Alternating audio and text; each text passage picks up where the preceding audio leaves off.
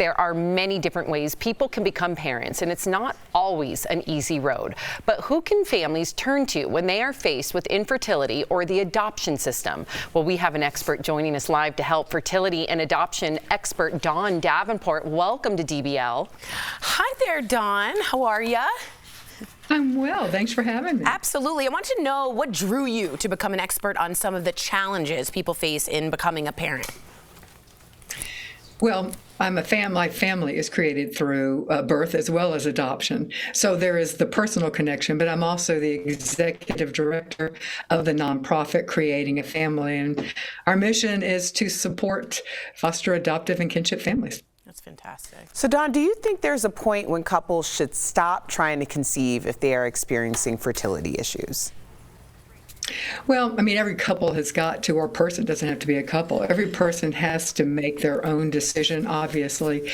But it really does ultimately come down to a balancing act. And you have to weigh your odds of success versus the cost. And the cost can be both financial, obviously, but also emotional. So, Dawn, for people that don't know, what are some of the options for people who are considering adoption? Great question. There are 3 types of adoption. A lot of people don't realize that.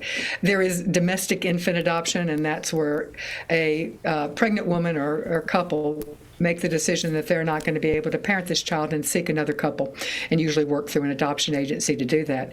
But there's also adopting from foster care. There's over 100,000 kiddos in foster care right now that are awaiting families. They tend to be older or part of sibling groups. And then there's international adoption, adopting from a foreign country.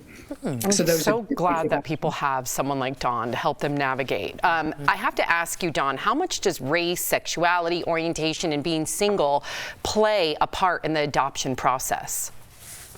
Well, it kind of depends on the type of adoption we're talking about. As far as race, there is a need for Black and brown adoptive parents in domestic infant and foster families. So we can only encourage more families to apply, so there's definitely a need. Sexual orientation, there's been a big shift in the last, say, 10 years. You know, it mirrors the shift in our society, acceptance of the LGBTQ community. And honestly, there really isn't much of a discrimination. Most parents who are looking for domestic infant are open, or many of them are open to same-sex couples, and same with foster. So there really isn't much discrimination. I suspect, although I don't have data on this, but I suspect that the trans community would still be facing discrimination, although again, I can't say that. Now, singles, it's a little different.